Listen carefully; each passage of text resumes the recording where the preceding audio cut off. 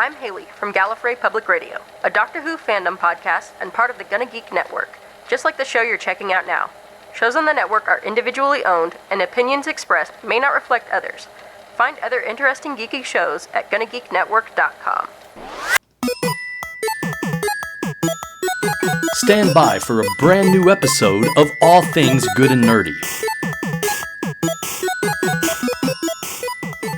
Good morning, everyone, and welcome to episode 416 of the All Things Good and Nerdy podcast. This is recorded live on Sunday, August 30th, 2020. I had to go and look at the bottom corner of my computer because, as I've mentioned, I live in a time warp right now because unless my alarm tells me to wake up, I just don't know whether I'm going to work, whether I'm doing anything.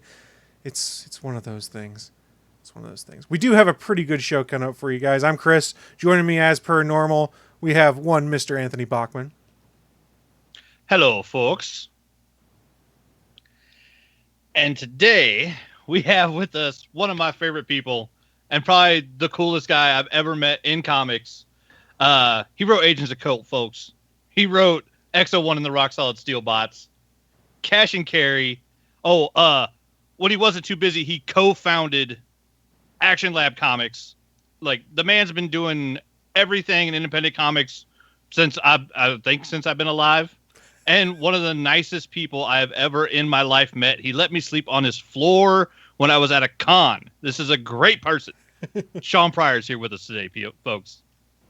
Hey, what's up, everybody? Hey, thank you for having me on the show, y'all. I appreciate it. And Anthony, look, man, that convention that we did in Lexington all those years ago, that was one hell of a weekend.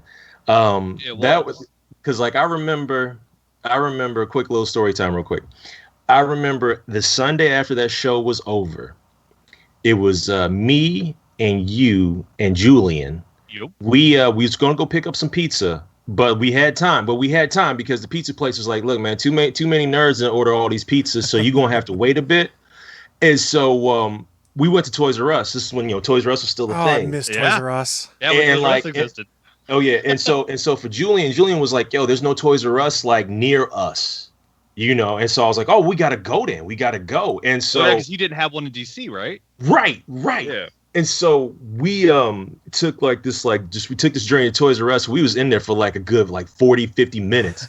And just looking at everything and was just like, I should get that. No, man, I should get that. I should get this. And we was like, man, we all broke. What are we talking about right now? Yeah, because we had just left a 3-day con and bought so much shit. We had so much stuff with us.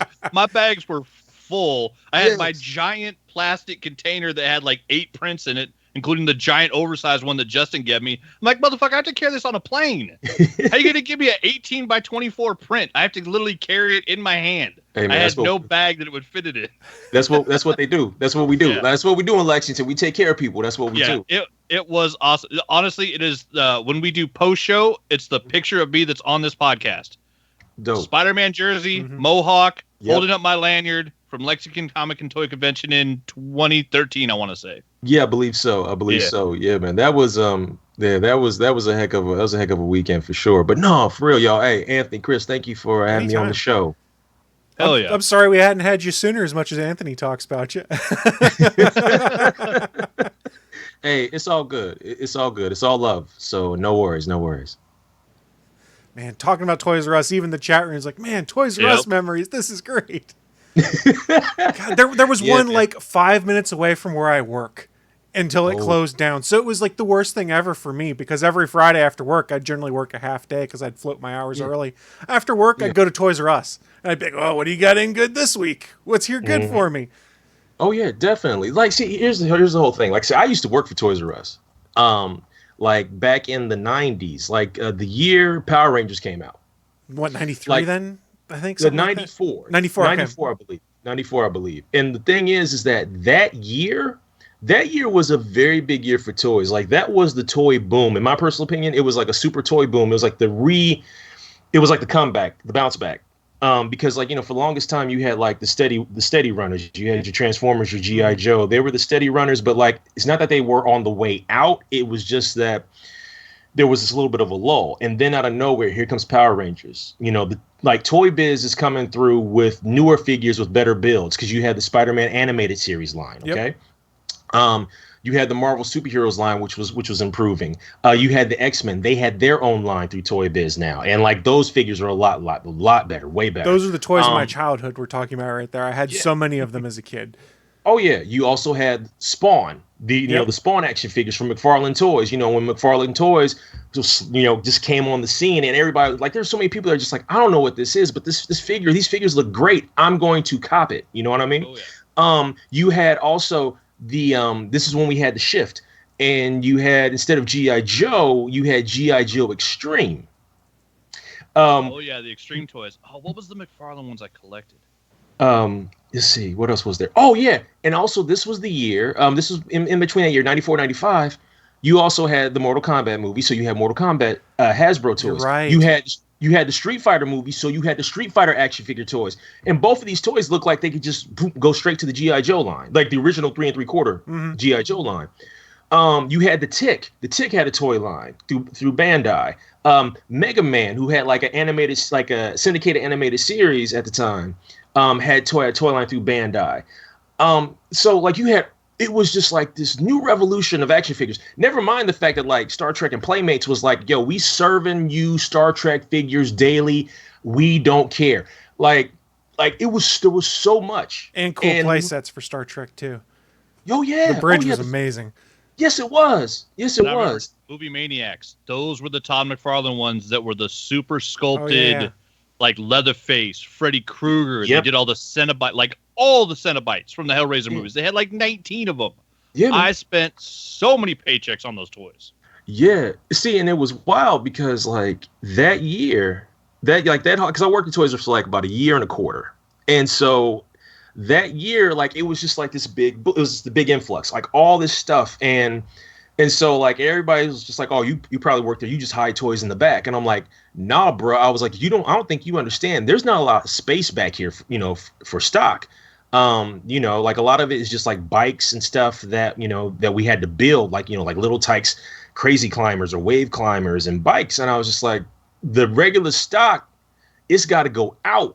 So once it's out, because we couldn't hold a lot of stuff back. And I just remember that year when Power Rangers dropped, it was the holiday season. Like, we had parents like waiting by the warehouse door. Yep. For us to pull stuff out. Those were so hot. Yeah. And the thing was, like, we were doing paper, rock, scissors to see who was going to pull the stuff out in front of parents, because we didn't want to get mobbed. Yeah. You know what I mean? And so, like, a lot of times we had to wait because, like, this is also during the holiday season. The store would stay open till midnight. And then they kick everybody out. And then they would bring in a night crew to restock. And sometimes we did night crew too. One day I'll tell you the story of like how I worked like pretty much a 24-hour shift at Toys R Us. Oh. And like, I'll tell you that story another time. But I will say, because like this was now during that period, I worked in the security booth. Which, because at Toys R Us back in the day, if you wanted a video game, they had like their wall. They had this big ass wall. Paper tickets. Yes, the paper tickets. Yep. Yes. And so you pulled the ticket, you went to the counter, you paid for it, and like if you were in the security booth where all the video games were, you had this little ticket machine, and it would just like a little receipt would pop up, and it would just say, "Hey, somebody bought a copy of Michael Jordan, Chaos in the Windy City."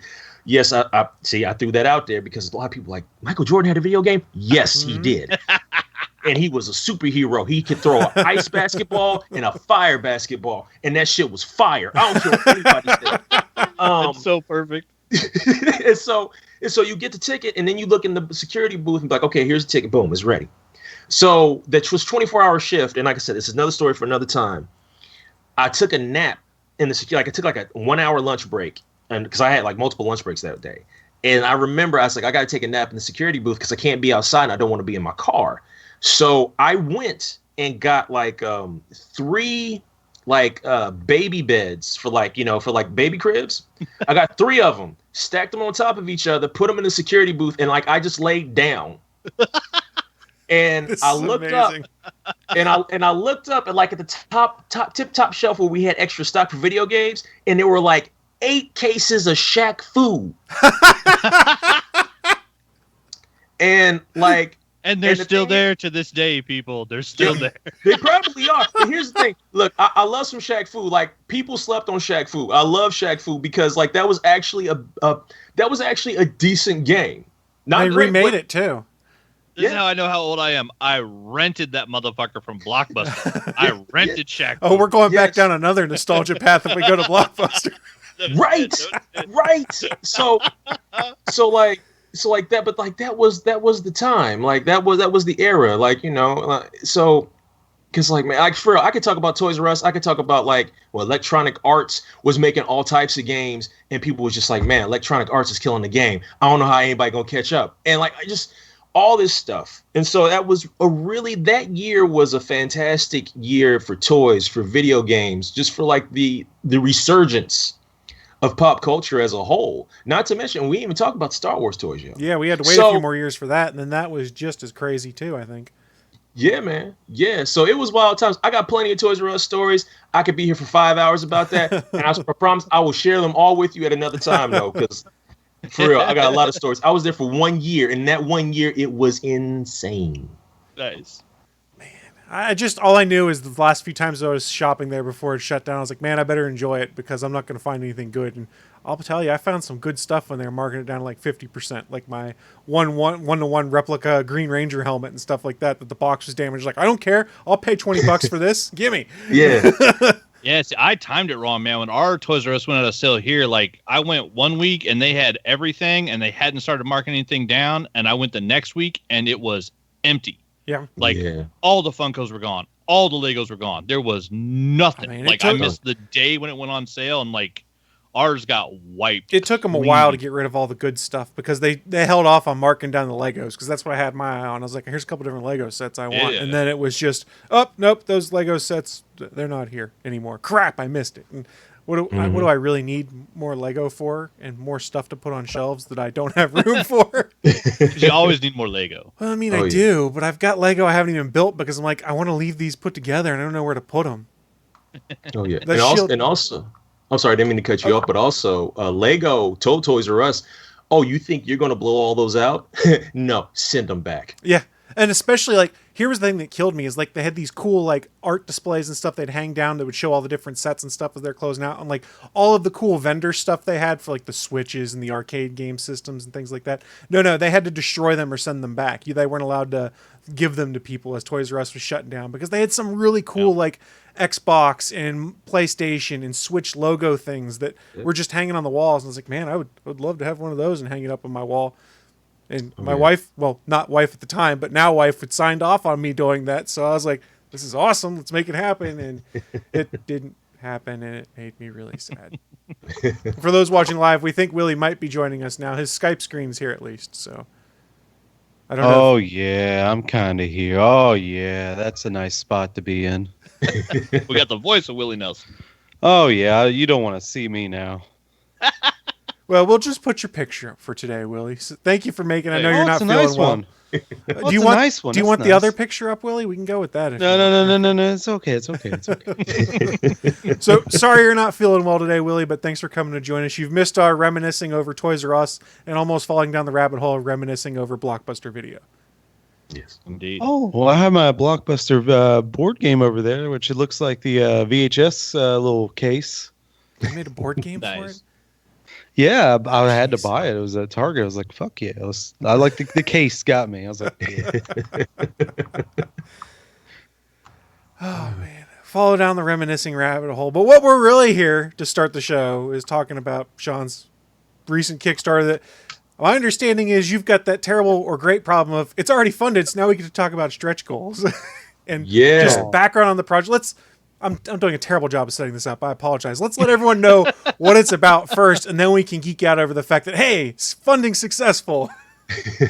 All right, cool. All right. So here's the deal. I have a Kickstarter for a project called The Fire Within, and it's a storybook, in comics form, but it's a storybook that deals with domestic violence. And I know that's a very serious topic Like say for instance for like any show, I know we're on All Things Good and Nerdy. I know folks is like, well, hey man, look, I ain't here for the serious shit right now. You gotta like, bring it. You trying to bring the whole show down, and I'm like, no, fam, we're trying to talk about something serious and important, but it's good. It's good things. It's good things.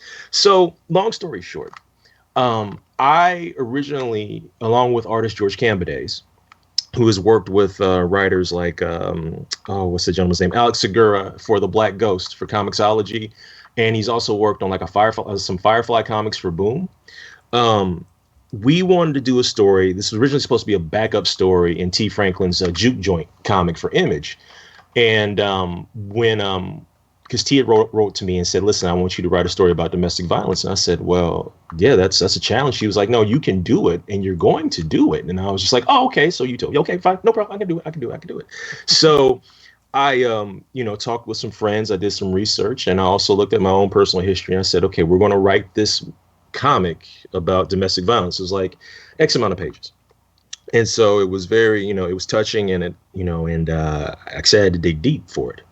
And so the comic got done, and we gave it to T. T was like, I love it. I think this is great. And there's going to be a backup.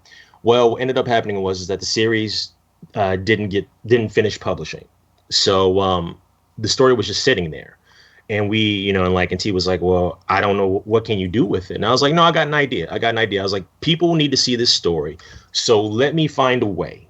To make this happen. So I took this like comic, and I turned it into a storybook. So instead of like you having like 7 panels, like in like one page, I turned it kind of like into like a children's storybook for children and adults.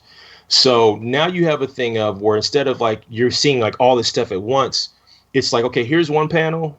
Okay, we're going to make that a page. Here's another panel. We're going to make that a page. And the reason why is because you're dealing with like a very sensitive subject. So sometimes, you got to take a second to like absorb all that. You know what I mean? To like really understand the mood, understand the tone behind the story. And so I was able to turn it into like a 28 page storybook. And so then like I sent it back to T. I was like, T, what you think about this? She was like, this is even better in this format than a standard comic book. And I was like, cool. So for about a year, I put it out I have a Gumroad page. Because I have professional works, but like a lot of the stuff that doesn't have a publisher or stuff I want to do for fun, I have a Gumroad page for. And so I put it up there for a year, and I said, pay what you want for it. And I had it up there, and it got, it did okay. Well, I eventually wanted to do a print version. So what I went ahead and did was I said, okay, let's do a Kickstarter. We're going to make a hardcover storybook. And in this hardcover storybook, we'll have the story, we'll have additional information, and we'll try to raise like $2,800. So now we're at like close to $3,600, if I'm not mistaken. And the thing is that right now we have stretch goals. So if we get to 4,000, we'll add like 4 more pages to the book. So the page count goes from 28 pages to 32 pages. If we get to $5,000, the page count goes from 32 pages to 36 pages. And if we get to $6,000, we will increase the quality of the paper, and like the cover will become a gloss cover. And then like if we get to 7,000, we'll give you an additional comic that's separate from The Fire Within, by a creator friend of mine by the name of Alex Reese. And if we get to $8,000, my friend T. Franklin will also be doing a mini comic that we will send to you as well. Sweet. And the story of The Fire Within is about a child named Andre who witnesses domestic violence at the hands of his stepfather. And it's a story of a child that wants to protect his mother, but at the same time, he shouldn't have to, because he's a child. He's a child. And this book, you kind of see like the effects of domestic violence and the desperation and despair that Andre holds. And he's just so desperate to like help his mother, and the actions he takes, are very like, tragic. But because like a lot of times, like we don't understand what people get put through with domestic violence, not just adults, but children. Like this stuff affects children like in such like messed up ways. You know what I mean? And like I said, I won't go too heavy into it, but the Kickstarter is there. You can get a digital version of the book for $5. Hardcover's $20. And there's other rewards too, including an entire digital collection of my catalog, of my professional catalog. So you'll get like The Fire Within, you'll get Cash and Carry Book 1 and Book 2, my football comic Force. You'll get Kentucky Kaiju, XO1, The Rock Solid Steel Box. You get like all these books for for a really good price. And to get to the Kickstarter, you can type thefirewithinstory.com. That will shoot you straight to the Kickstarter page, or you can go to kickstarter.com, type The Fire Within, and it would take you right there. So like that is like the long and short of it as far as what it's all about. And for those watching live, we put it in the chat room. It'll also be in the show notes that you can download if you're listening or watching at a later date over at bit.ly/ATGN416. Cool. So Thank you. There's a variety of ways to find this and go check it out. And I'm probably going to be going for that whole $40 back catalog bundle I'm looking at, because that's a lot of reading I get to do, and the more reading I get to do, the happier I am. You'll love it, because XO1 and the Rock Solid Steel Box is like, what if G.I. Joe owned and operated Transformers? I'm in. I'm sold. Yeah, it's awesome. Yeah, and yeah. It needs to be said.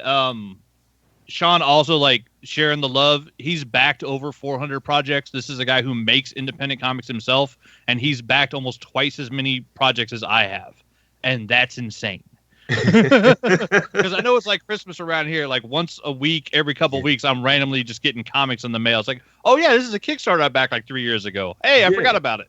It just shows up. Yeah, and we've talked about it on here before. Comics is always the thing on Kickstarter that's one of my favorite things to back, because I've never really been let down by any comic Kickstarter that I can think of. I've always gotten it eventually, or I've forgotten. I'm like, oh yeah, this is the comic I got. Whereas you start dealing with tech and things like that, and I got some products that I did on Kickstarter that were tech based. I was like, well, this is a piece of shit. I just wasted $100. I've been let down by some comic ones, but the percentage is so small that it doesn't scare me. It's like David said last week on here, is the comic community kind of polices itself on Kickstarter, where if you get let down, everyone's going to have that buzz and be like, hey, don't do that. And we've been lucky enough that everyone's been coming on, Shawn and David included. They've never been those folks that are letting people down when it comes to comic Kickstarters. Listen, like, here's the thing. If this is like, I want to say maybe number 7 or number 8 as far as Kickstarters that I've done. This is 7. 7, That's thank what you. the page says. Thank you, Anthony. Here's the deal. Like, I can't afford to let people down. Okay? Like, I'm at this place, like, in my creative career where, like, I know who I am. I know what I want to do. And the thing is that, like, there are, a nice set of people. Anytime I bring out a project, whether it's coming out professionally or through Kickstarter or wherever venue or outlet, there's always this certain number that's like, yo, we got you. Okay? And so the thing is that, like, if I don't come through, if I don't pull through with what I promised, then I'm not getting these people back. They're not coming back. They're not coming back. Like, you have to fulfill what you owe. Yep. And I've seen too many Kickstarters, like, across all forms, whether it be comics, whether it be tech, whether it be, anything. I've seen so many people not fulfill the promise. And, and the thing is, like, they use that excuse that Kickstarter says, well, Kickstarter is not a store. And I'm just like, no, man, you took this bread and you got to fulfill what you owe. And yeah, and if you go through hard times or something bad happen, if you explain to the people, yo, this is going to be a little late, here's why, that's fine. I'd rather people, like, just be real about it. Like say, for instance, here's a perfect example. Like, I did another Kickstarter a couple months ago for a comic book called Ignition. It was for the first issue. And so it did well enough to where I could bump up the page count. So the page count got bumped up from like 28 pages to 40 or 36, 28 to 36, 40 if you include the cover. So like, I'm supposed to start shipping those rewards like I think this month in August. Well, here's the thing. We got delays because of the United States Postal Service. Right. And that's a whole other story for a whole. I'm gonna keep it positive. Yeah. Anyway, okay. So thank you. We appreciate it. you know the problem. Like, you know the problem. So like, so people know that, like, hey, I'm just waiting for the stuff to arrive. And like, I got an email yesterday from the place that's printing the books. They say, hey, we took care of all the issues. All your books are printed. We're mailing them out on the 31st. So I was like, cool. So tomorrow I can send an email and says, hey, printer emailed me. Books are being shipped on the 31st for Ignition. And then I can say, oh yeah, by the way, the bumper stickers came in yesterday. Here's a picture of them. Yo, I'm waiting for this other stuff, and the shirts and like all these other things are coming later in September. But once I start getting stuff in, I can just start shipping stuff in batches. And so by the time I do a Kickstarter for Ignition issue 2, which will probably be in late October, everything will be shipped out for the first Ignition Kickstarter. So like, it's just fulfilling what you owe and just being real with people and being honest with people. You know what I mean? Because like, yeah, sometimes shit happens. Yeah. It's so. The Ignition Kickstarter has 19 updates. Shawn just updated it on August 22nd, saying he's waiting for the stuff to show up in the mail. And so that's he's constantly sending out updates on all of his projects. And as a backer, that's the kind of behavior you want to see from people that you're supporting, because then you know what's going on. There's been some other projects I've done in the past, predominantly tech-related ones, where you get one update and then it's radio silence. We're like, hey, what's going on? You're supposed to be giving us these updates on the engineering samples you guys are making. Let us know how development was going. And when you don't hear back, that's when you as a backer, you get anxious and you're like, oh, did I just get taken for a ride? Oh, man. Yeah. And then it also makes you clench up for a little bit, too, because you're like, oh, I think like I might have just gotten screwed. I might want to take a break for a little bit, which hurts everyone. Right. And so like, it's scary. You know what I mean? It's real scary. And now I know Kickstarter put out a release a couple of weeks ago saying that like through all of this, even through all these really bad times that we're going through right now, crowdfunding is more popular than ever, and people are contributing to all types of projects. And I think that's wonderful because like, yo, I know money's tight for a lot of people. You know what I mean? Like, I understand that. And that's why, like, I always try to tell people, if you can't pledge any money, that's fine. But if the project means something to you, just spread the word, and I always try to make my projects affordable. Okay. That's the whole thing. It's like affordability. It's like, okay, like say for instance, with The Fire Within, you get a digital copy for $5.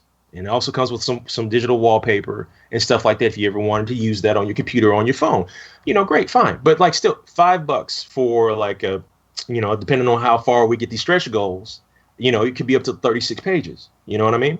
So I try to make sure that there's always something affordable for everyone, because like, I know a lot of us ain't got it, like I'm thankful I still got my job. You know what I mean? Like I got my 9 to 5.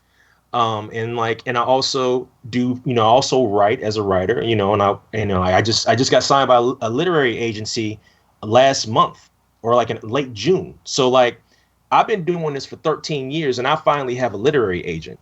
Like, this is a 13-year journey to like get to a part of like writing professionally where I got somebody in my corner that says, hey, let's go get this bread. You know what I mean? Like, it's, and so like, this is a whole new area for me. This is a whole new time for me. So like right now I'm okay.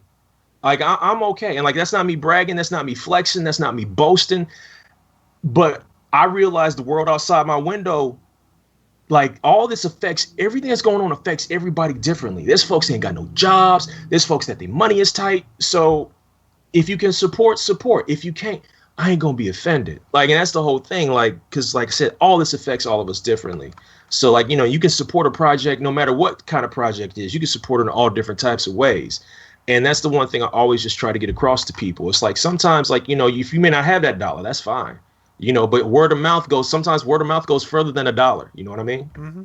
Retweets and things like that are always really helpful. Or talking to your buddy who's a big comic fan, like, hey, have you guys heard about this? Mm-hmm. Yeah. Oh yeah. It's a big deal. Yeah, and talking about like the names of the projects, David's also already backed The Fire Within, and another super backer, Greg Pak of Planet Hulk and World War Hulk fame has also backed The Fire Within. So it's nice seeing those names at the top of the Kickstarter. Yeah, man. Yeah, like when Greg backed it, I was like, whoa. you know what I mean? Like, because like he's supported a few of my projects in the past, and like and it's like, it's just always, it's cool and it's weird at the same time, because it's just like, yo, I'm like, that's that dude. Like, he be writing all them books. You know what I mean? Like, he's out there, like for this project, like Matthew Cherry, who directed Hair Love for, Sony Animation. It was the short cartoon, the animated short that was before Spider-Man Into the Spider-Verse. Okay. When it was in cinemas. Yeah. He was the director for that. And, he backed The Fire Within. He also like backed Ignition, and like, and I saw Matthew Cherry backed Ignition. I didn't see that he was on Fire Within as well. Yeah, he's nice. he's back to Fire Within as well. I'm like, yo, man, this dude won an Academy Award. You know what I mean? Like this dude won an Academy Award, and he's like, yo, man, here's some bread. And like that blows my mind. You know what I mean? Like I am just like you know, I just like for real, just like it's like watching like a Skype screen freeze. You just like so you know, it's incredible, and I'm thankful. You know, I'm thankful because these people don't have to pledge their money to these projects, but they do, and I appreciate the hell out of it. I was going back and looking at them. Yeah, there's been 7, and I'm sad to say I didn't back all 7. I backed the last 6. I didn't back the Fracture one because at the point that the Fracture one came out, I hadn't heard you on Comic Geek Speak yet. I didn't know who Shawn Pryor was. It's all good. It's all good. It's all good. Yo, that was a completely different time. You know what I'm saying? So yeah, that was a while ago. Yeah, the only one I missed was the very first one. No, I got you. Shame, Bachman. Shame. And I have a hard copy of Fracture. I have the mini book. I bought it from DeWanch at Emerald City Comic Con. Oh wow! Nice. Wow. Yeah, man, that's a long time ago. Wow. Yeah, and of the in between for the ones that not here yet, Cash and Carry, Force, Lifted Gods and Thieves, and the original Cash and Carry projects, all delivered with updates or on time, and usually over delivered. Whatever your package is, like Sean's always throwing in extra stickers, extra little things like. All the packages show up completely. They're mailed perfectly safe. None of his books have ever arrived damaged. And I've gotten everything from every Kickstarter I've ever back to his, which I cannot say that about every creator. Hey, man, I can't keep all this stuff in my house. He needs more room for video games. Yeah, he needs video games and movies. Yes. Like, man, okay. Because so many of us have been quarantined for a long time. Like, I play a lot of it. Like, I like to play a lot of video games. I just don't have time. But like I'm trying to make time. I totally get that. You know, I'm trying to balance my life out. I'm really trying. I'm trying. So like the quarantine happens and I'm like, well, you know, maybe I'll have some time to play some video games. I haven't, but he still might. Yes, I still might. And you find out about like over. No, it ain't over. It ain't over. It's far from over. It's just far from over. Yeah. But you know, you find out about the new Xbox that's coming out, and the new PlayStation 5. But the Xbox thing got me because they're like, oh yeah, you know, we worked it out, and like it's gonna be backwards compatible with thousands. They said the word thousands, not hundreds, thousands of Xbox and Xbox 360 games. Well, guess whose black ass decided, you know what, this is gonna be the perfect time to catch up on all these games I never got to play. So I'm like, okay, this is the journey. This is how it's going to begin. Okay, we got a bunch of NES games, like cartridge NES games. I also had like a Retron 5, so I had like Nintendo NES, Sega Genesis, Game Boy Advance, Game Boy. So I was like, well, Shawn, you've already got those running through an emulator, which you don't have time to play, by the way. And so why do you? But that's no reason not to get more. Right? Exactly. It's not wrong. No. I don't look at my bookshelf and say I don't need to buy more books. I look at my bookshelf that I have a specific shelf of books I haven't read yet. It has books piled up on top of it that's 3 feet high. I got new books this week. Right. See, you understand. You understand.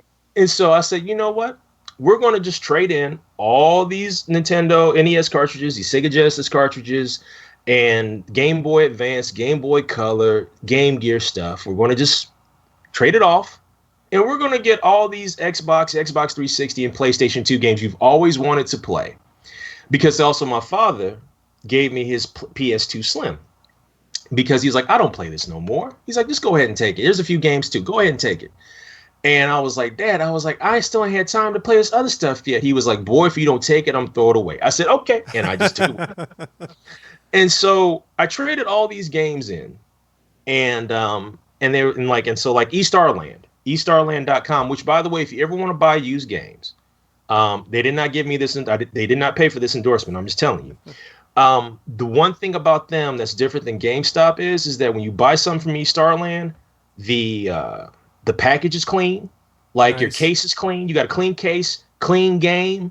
Like, and you can buy it in multiple different ways. Like sometimes it will say, you know, with manual, without manual, but like the cases are clean, the games are clean, like it looks brand new. And I'm just like, yeah, this is way better than GameStop. Because when you order something used off of GameStop, you playing Russian roulette, baby. Yeah, because you don't know Speaking what my language. you know. Yeah. I hate when they put those stickers on the cases. I hate Yeah. Covered in stickers and Oh, I dog hate hair that. because somebody Yes. bought it, took it home, and then sold it back, and it's nasty. The worst is if you're Yes. trying to buy like DS games or Game Boy games, because 9 times out of 10 there'll be no packaging with it. It'll be beat to hell and the sticker's all screwed up. And you're like, oh, I'm glad I paid for this. Well, good thing there's a return policy. This is going back. Right. So I trade all this stuff in, and they're like, "Yo, Shawn, you get X amount of dollars," and I was just like, "Man, that's a decent amount of cash." I'm glad. 1/4 portion. You know, it's like, man, they must have really wanted that copy of Rad Racer 2. Okay, bet. All right, so now I'm just like picking all these games. So I start picking all these games, and so and then they finally come in. Like it's just like boxes upon boxes upon boxes. My fiance's like, "What is this? What is this?" And I was like, "Yo, I traded in a bunch of games. I got more games." She's like, "You ain't got the time to play." I was like, "I know I don't, but I need these." So Yep. then I go to Half Price This is Book. quarantine good mental health care right here is what this is. Yes. I go to Half Price Books. Oh, look, here's some more games, super cheap. Let me go buy these too. You know, and like I did the GameStop thing for a while when they're doing their super duper cheap sale, and I was like, well, I know I'm going to have to buy replacement cases, and I'm probably going to have to reprint labels. So fuck it, let's go. And so I did that too. And so now I got like all these games like that's like in the shelf, like right back here. And now, but I got to connect all these game systems. I've already worked it all out. I've worked it all out. I've got it mapped in my head. I've drawn out the diagrams and the layouts. And it's like, you just got to hook all this stuff up. And then at the same time, like my inner voice is like, when you going to have time for this, bro? You know, you got like writing assignments that you got to handle. You know, you got freelance work. You know, you got your 9 to 5. You know, you know you're engaged, right? You know, there's this thing called quality time. And if you don't spend that quality time, you're going to be in this house alone. And guess who can't afford this mortgage by himself? That's you, motherfucker. That's what I'm talking to. You know, and so, you know, you got to try to find all this is about balance. And, but like, I want to play Starsky and Hutch on PlayStation 2. Yeah. See, I'm just lucky right now that my wife's gone back down the rabbit hole of playing games again, so that gives me time to play games again.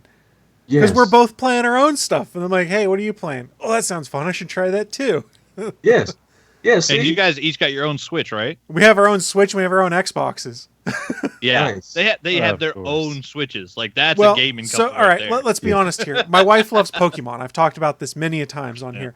I knew as soon as the Pokemon game came out on Switch, there's no way we're sharing a Switch because I'll never get my Switch back again. So it's okay. Merry early Christmas. Here's your own Switch so that I can keep playing my own Switch to play Pokemon also. And we played That turned out Pokemon to be together. such a great game. Hey, it was Pokemon. I'll take it. It's better than some of the other stuff that's out there. Yeah. Could it have been better? Absolutely. But hey, it was a Pokemon game. I haven't played one in forever, and it's her fault I got back into it. That's how I started playing Pokemon Go and stuff like that. Mm-hmm. Which All her is fault. tough to do in the middle of a pandemic, I might mention. I love your review of Pokemon. It's a Pokemon game. Look, if you've played one Pokemon game, you've pretty much played them all. The formula has not changed. That's true. It is what got me into playing they've changed is the Japanese-style Pokédex. RPGs, though, was Pokemon, partially. Well, and Final Fantasy. Let's be honest here. It's mostly Final Fantasy. Yeah, sorry. Okay, so Final Fantasy did, and then Pokemon helped cement that. We'll put it that way. Okay. Nah. You disagree with that, Willie? Yeah, that one actually sounds pretty sound. And also, side note, I've never heard of eStarland before now, and now I'm doing is browsing the website and going, oh, I want that. I want this. I want that. Oh, crap. Well, see, I and just need to look one thing for him. That's it. I've been looking for one game. I can never find it. What what game is that? Dokapon Kingdom for the Wii. It has also came up for the PS2, but I want specifically the Wii version. I had it. It's now gone. And now I cannot find it underneath $150. Hey, And that's double on a check. good day. Double check eStarland just in case. I was Double check. Googling it right Like, now, actually. We could make Willie spend money live on the air. You know. You want it Like, for what? PlayStation 2 or Switch? Or Wii? I couldn't remember, Willie. The Wii. It is out of stock for both. But if you trade it in for the Wii, you'll get $95. So evidently the Wii is the harder place to find it. The PlayStation should be easier. It says normally it's $23 to $41 when they sell it. It pretty much is a D&D board game. Wow. That sounds pretty cool. Okay. And it can be up to 4 players at once. It uses paper, rock, scissors type. It's just fun. Nice. Yeah, man. Like this game and stuff is wild. Especially ever since quarantine. Like, I was a big fan of Def Jam, Fight for New York. Yes. Ooh. Great game. And here's the thing. Like when it first came out, I just watched my friends play it when it first came out because I was just fascinated by it. And so I remember getting a copy maybe a year later. After the game came out, a year later, I got it. Didn't pay much for it. And I never had time to play it. So then you fast forward 4 or 5 years after that, I sell it, right? And then when I started this whole reminiscing, I was like, okay, we're going to be able to play backwards compatible games on the new Xbox that's dropping this holiday season. I said, you know what? I'm getting me Def Jam back. I'm getting Def Jam Fight for New York back. Damn it. Let's go. And I went to go search. I was like, how much? And there were places selling that joint for $200. And I was like, oh, no. I was like, I don't know if we're going to be able to do this. So I got lucky and I literally had to piecemeal it together. Somebody had a fresh case with the insert and the instruction booklet. I got that for $15. And somebody just had the disc clean and nobody was paying attention to it on eBay. And I got it for $45. Nice. And so, and the thing is, that's $100+ game that I ended up getting for $60 altogether with case, about $60. And so I'm happy I got it, but the whole thing is, yeah, man, trying to get these old school games, especially once the quarantine hit, it was wild because there are a lot of people who have just a certain game system. And say for instance, if you like college football, that's insane, the prices on that. Yeah, the last college football game was NCAA 2014. Yep. And for the Xbox 360, I saw that going as high as $300 once the quarantine hit. I think I still have my copy of it, but I'm not 100% sure. Yeah, it's the one that's got Denard Robinson from Michigan on the front cover. And that joint was going as high as $300 a couple of months ago. And there's still people that update the rosters online for that too. So you can go and get updated rosters for your college football team of choice for 2020 right now. See, and yeah, it's wild. Is my memory correct? Didn't you say you were on one of those, Chris? I was on in a video or something in the background. I can't remember. I don't recall saying that. I mean, my memory's terrible. It's entirely possible I could have been. During that time frame, I was still regularly going to Mountaineer games and had season tickets still. So it's possible if they did footage there, I was. Because I was. Plus, you're still making the assumption there's going to be football in 2020. We don't know that for sure. We had football yesterday. Hey, XFL is still coming, man. Yeah, The Rock owns the XFL now, so we're fine. Oh, wild times. That announcement was very strange. It's wait, it's coming back a third time, but now Dwayne owns it? Yeah. Am I worked in? Yeah. Better than Vinnie Mac. Anything The Rock touches turns to gold. I mean, yeah. Oh yeah. Yeah, maybe the players will actually get paid more this time. Yeah. Right. You know, and maybe you'll actually get an XFL video game this time too. this time around next year. Yeah, because that whole thing, folks trying to play football right now. I'm just because Austin P was playing last night, and I'm just yo, what are y'all doing? I don't think they're going to make it 3 weeks into the season before it has to get postponed and then canceled, basically, which sucks for the kids that really want to play. I feel bad for them, but at the same time, I think I'd rather them do that than, get sick and potentially have lifelong complications and or die. All right, predicament time. They're going to make an XFL game. It's going to play just like NFL Blitz. I'm in. And then pre-order bonus. Prediction. Yeah. I said what I said. And also, pre-order bonus, The Rock is going to be a playable character. Hey, man. Take him back to his college football days, yo. Yeah. Exactly. Okay. I cop that. I would cop that. It'd be quite the predicament. Oh, yeah. I want that, and I'm waiting for them to actually make the AEW wrestling game at some point in time, too. Those are the two things I'm waiting for them to make. They can't make it any worse than WWE 2K20. Well, I mean, their toys are selling, so AEW is doing. They're moving in the right You direction. can't find those toys in the stores right now. Oh, Now, that would also require me to have to go inside of a Walmart, which I haven't done since the pandemic started. I mean, I'll be honest. I had to go into the office this week for the first time since March, and I was in the office for 5 hours. It was the longest I've been outside my house since quarantine started. And the anxiety I had leading up to it was not fun. Now, after the fact, I was like, hey, that wasn't so bad. But I was like, yeah, but don't start getting cocky, because that's when I'll be like, ha, I can go run all these errands I should do. And that's when I'll get the Rona. So I am continuing to stay at home and play video games. And read comics and back a bunch of things on Kickstarter right now, because there's too much good stuff on there. Yes. All right, Chris. So at some point we're going to do the good news and the bad news. Which do we want to do first? So we should start the news as well. Well, let's do that before we start the news. Let's start with the bad news. So before we start the news, we'll start yesterday's bad news. Yeah, that one hurt. Yeah, because I don't know if there's anybody on the planet that hasn't heard, but we lost Chadwick Boseman yesterday. Yeah. Oh. And damn. Yeah. I mean, I tried to think about it, and like the easiest comparison I could think of, like when I was born in 78, that's the year Superman came out. Mm-hmm. I'm a white man of German descent, and I'm straight. So I've never had to worry about representation. I've had it my entire life. I think I was maybe 4 or 5 the first time I actually saw Superman and saw, like, this is a superhero. Like, I saw Christopher Reeves fly. He was a badass. And then I got to see Superman 2. And then I got to see Superman 3. And I got to see Superman 4. Ooh. And I got to grow up and watch Death Trap as I was an older kid, and the remake of Vertigo after he was injured. And then I got to see him go back on Smallville and play characters in a Superman world after he had his injury, and like it started his foundation was helping other people with paralysis.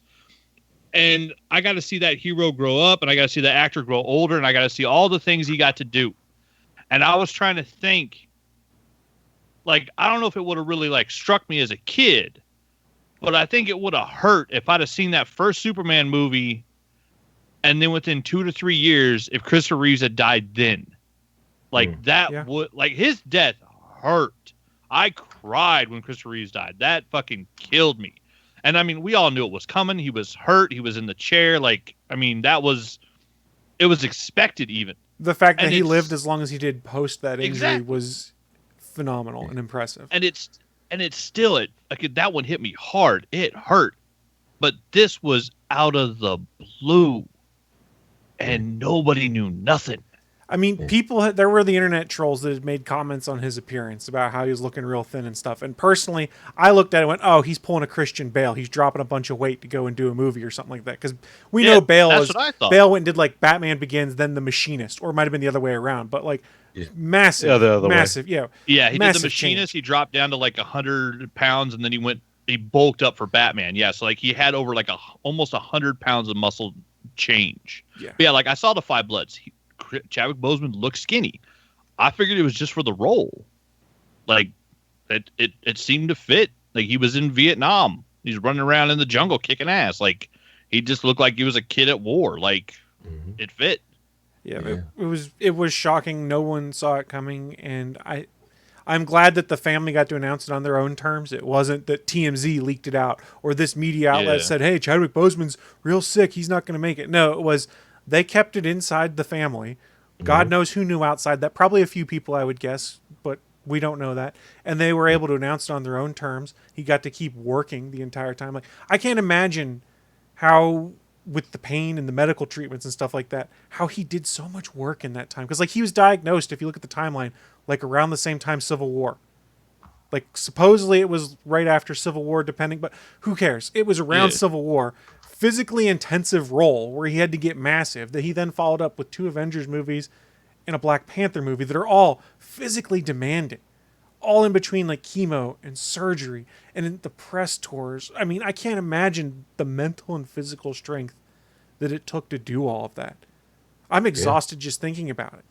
I know I couldn't do it, and I'm reasonably healthy, albeit overweight and cranky, but I can't imagine fighting cancer and having to do all of those things and then still making all the time to do like all those Make-A-Wish visits and going to visit sick kids in the hospital the entire time you're there.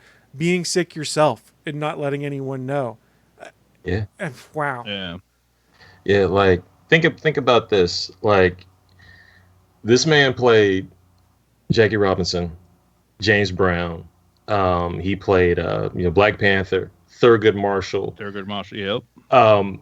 He played like all these iconic characters, like all these massively iconic characters, and in a lot of them, actual historical figures, and like, going way too soon, and like it hurts and it sucks. Because here's the thing, like for me, like I understand what Black Panther means to the current generation. I get it. I do. Like me, I was born in '75.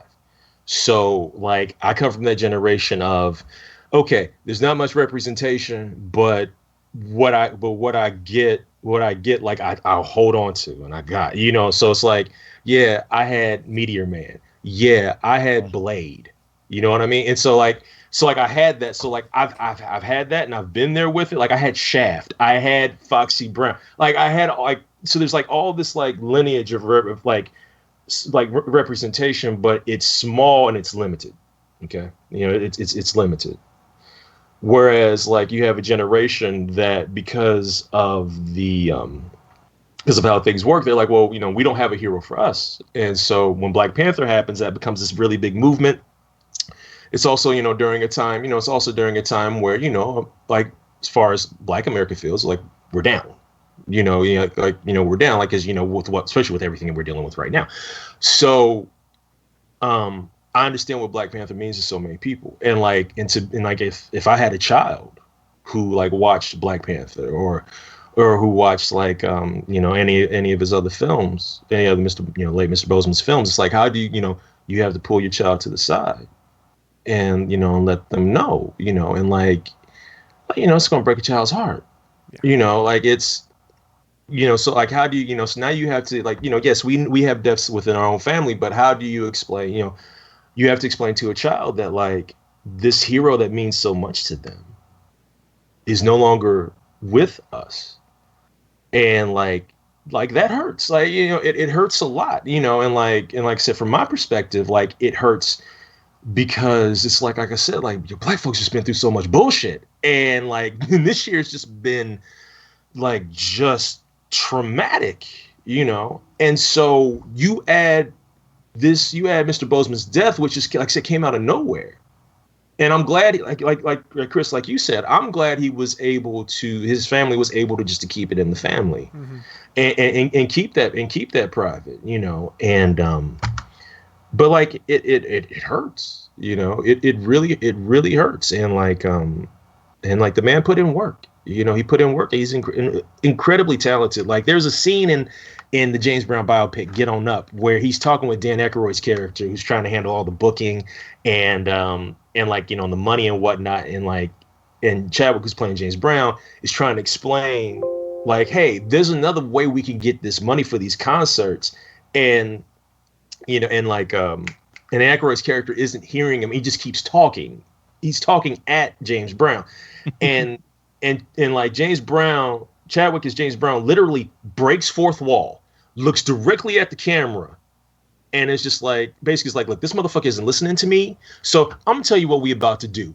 And the music hits, and like he just starts, like he goes back into like this little shack where he's getting some food, and he's just breaking down the entire process of, this is how we gonna get this money, and this is how it's gonna be better for me and us and the whole crew. And like Aykroyd is just still out there just talking, and like but like it's this rare moment where like you have James Brown break the fourth wall, and Chadwick does a fantastic James Brown, like a fantastic James Brown, from the voice and everything, the mannerisms, everything.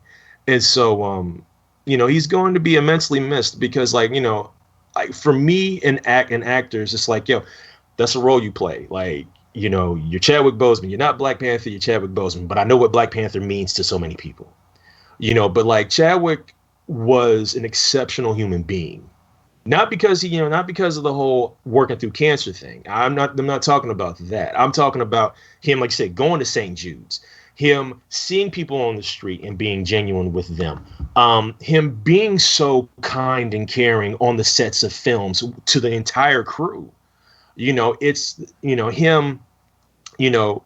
When AFI did a tribute to Denzel Washington, how he came, how Chadwick came out and explained how him and five other students at Howard University, for a class taught by Felicia Rashad, got the chance to go to the UK, to take this highly prestigious acting class. They couldn't afford it, and Denzel paid that bread for it. Mm-hmm. And because people didn't know that, because that's the whole thing. Chadwick always kept stuff close to the vest and close to the heart, but he was such a gracious soul. He gave so much, and so, like I said, he's going to be immensely missed. And I've personally dealt with a lot of death this year and last year and the year before, and so it hurts a lot. But if anything, I'm thankful for the time that we had with him, and I'm thankful for his spirit, and I'm thankful for his heart, and may he rest in power, may he rest in peace, and I hope his family is able to have the peace and time to mourn and reflect, and I love them all. Well said. It's just kind of, as we're wrapping it up on that, I did see this morning, and I just pulled the news to confirm it, that a lot of folks last night on social media were asking let's all watch Black Panther tonight in memory, and asking Disney to make it free on Disney Plus. They didn't do that, but tonight on ABC, they're doing from 8 to 10:20, no commercial interruption, Black Panther, and then from 10:20 to 11, I guess they're doing a tribute to Chadwick Boseman and everything he's done. So Black Panther is on tonight if you want, and ABC, it's broadcast television. Pretty much everyone can get it, even with an antenna. If you want to rewatch Black Panther to kind of remember one of his films that was he most famous for, but let's be honest, all of his films he's done fantastic, phenomenal work in. There's your opportunity to do that, and I think that is really cool because it's Disney. They're not usually giving things away for free like Black Panther on television. Well, and that was a global record-breaking film. Yeah, like the most money made by a movie with a black lead and a black director. Yeah, ever. Yeah, it's going to be the movie from 8 to 10:20, and then the rest of that is until 11 is Chadwick Boseman, A Tribute for a King, produced by ABC News, they said, which will follow his life, legacy, and career and the cultural imprint he made on and off screen, which I think could be a pretty cool watch, especially as people are still kind of just like, man, this is out of nowhere, and especially if you're someone who's like, celebrity deaths normally don't really get to me that much, but for some reason this one is. Everyone's kind of feeling it. And random trivia fact, it was like the most liked tweet ever on Twitter by the end of the day was the announcement from his Twitter account that he had passed and things like that. I don't think people realized how much they enjoyed seeing him in various films and all the side projects and stuff he'd done until he was gone. And I really do hope that those that were kind of belittling his appearance kind of feel bad about themselves right now, because as others have said, you never know what someone's going through in their life. Yeah, man. Well, dude was going through a lot. The sheer amount of work he got done in basically 7 years. Like 42 is the one that really broke him. That was 2013. Yeah. And then they got, I don't know if, because Yasuki's still in pre-production, so I'm assuming he didn't get to film any of that. But one of the tweets I saw that made perfect sense is it's like he knew and he told his management team, I'm gonna play Legends only. I ain't got time for no bullshit roles. And go get me some Jackie Robinson. Go get me motherfucking James Brown. I'll be Black Panther. We're going to get some fucking work done. We haven't seen his final, or heard, I guess, his final appearance as Black Panther either. He'd done all his voiceover work for the What If animated stuff that's coming to Disney Plus. So there is still more Chadwick Boseman as T'Challa coming. From what I'd read, it was all of his voiceover work he'd gotten done on that. So they've got that episode done. So I'm sure when that one comes out, we'll all be going, oh man, this still hurts, but it's kind of cool to get new fresh content to say farewell with, I guess. Yeah. That is the sad news. And if you're upset by it, everyone understands it, people. Everyone who's watching live, listening later, it seemingly hit more than a lot of people would think it would when it's a celebrity passing, which I think is a testimony to his character. Yes. I don't know. I'm not great with words and things like that, but I'd like to think we did okay on the show with our farewell. It's tough on the hard ones. Hard ones. And this was a hard one. It really was. Yeah, man. Yes. I think we should just kind of got the sad Hit the stuff out of the button. way. Let's hit the button and get into some of the more interesting stuff. Well, not interesting. The more positive stuff that may have been coming out this week. Live from the ATGN studios on the internet, it's the news of the week.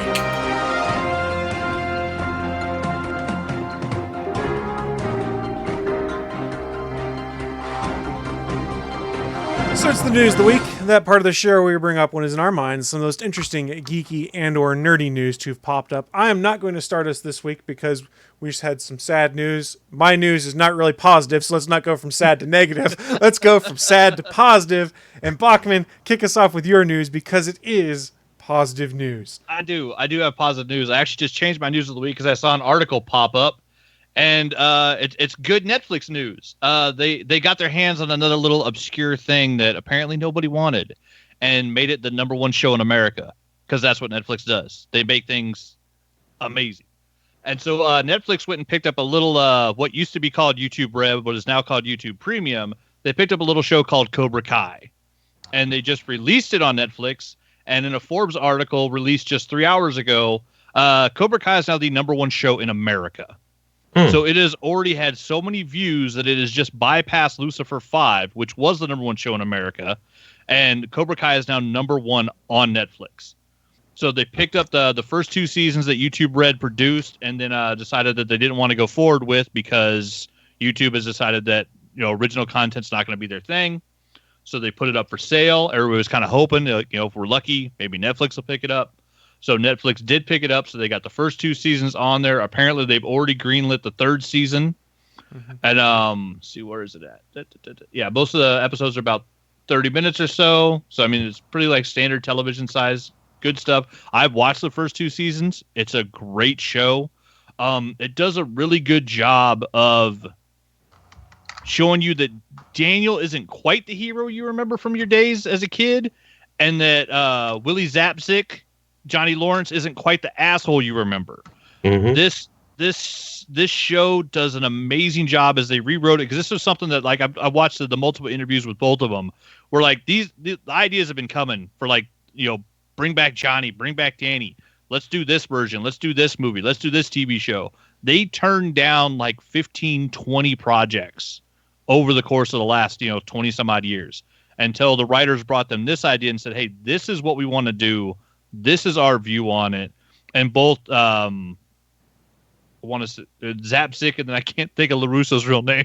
Well, I said brain fart. Ralph Macchio. Yes, they both sat down and said, "What? No, these writers they got it. Like, this makes sense. This, like, we both want to do this." And they went forward with it. It is a fantastic show.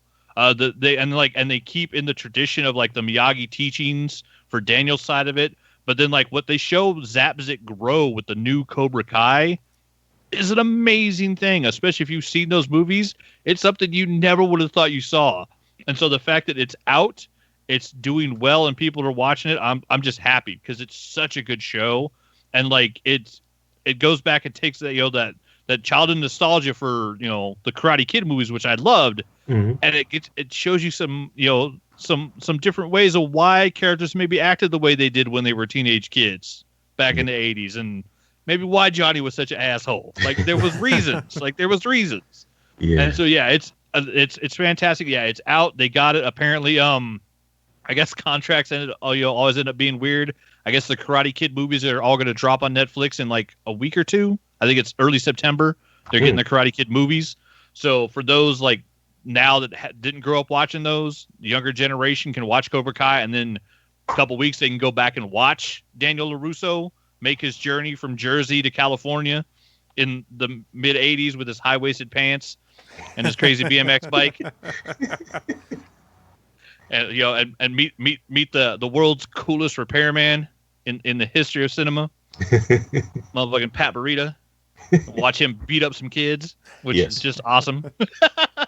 Yeah, he couldn't film that shit now. The first fight with Pat Morita, when he attacks them, that's just child abuse. It's him beating on like 4 17-year-olds. He's a 60-year-old man. No, they let it pass. They let it pass because sometimes badass kids need their ass beat. That's true. You're not wrong. Yeah. Cobra Kai's out. If you haven't seen it, go watch it. I've seen the whole first 2 seasons. It's an enjoyable watch. It's a really well made show, and you can tell while you're watching it that both Zapsik and Machio just had a blast making it.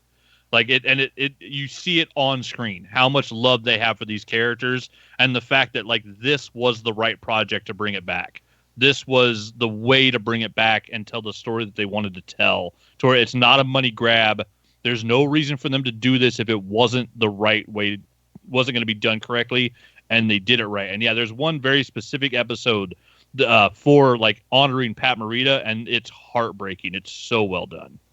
That sounds interesting. It's on my list. I just have way too much stuff to watch because I talked about it last week. Just started watching Lucifer from the beginning because everyone keeps telling me how good it is, and I'll touch on that at the end of the show. That show's really good. Yeah. Wait, that's on your list? Oh, go. Sorry, Wille. Go ahead. Go ahead. It's all good. That's on your list. I thought My Kiss was on your list. Hey, man. Hey. We will not disrespect Daryl Hall and John Oates in this house. I know. You tell him, Shawn. We will not disrespect the White Chocolate Legends. We will not disrespect Daryl Hall and John Oates in this house. The White Chocolate Legends? Yes. All right. Yo, you gotta understand. Willie, I'm so glad you brought this up because I got to talk about this real quick. So bless you. And thank you. A lot of people don't understand like what Hall and Oates means to black folks. Okay, like growing up as a kid, like listen to a lot of soul music and like because my parents had all the soul records, had like a lot of live music records and whatnot. But they always had Hall and Oates albums too. Because Hall and Oates was like this, like after like their first couple albums, they really got their sound. They really got into their sound when they started to mix like like popish rock with R&B rhythms and melodies and harmonies. Because they always wanted to do R&B, but like they wanted to do it, and like Sony was like, you got to put a little bit of pop twist on it. But like when they brought soul to the table, they brought soul to the table.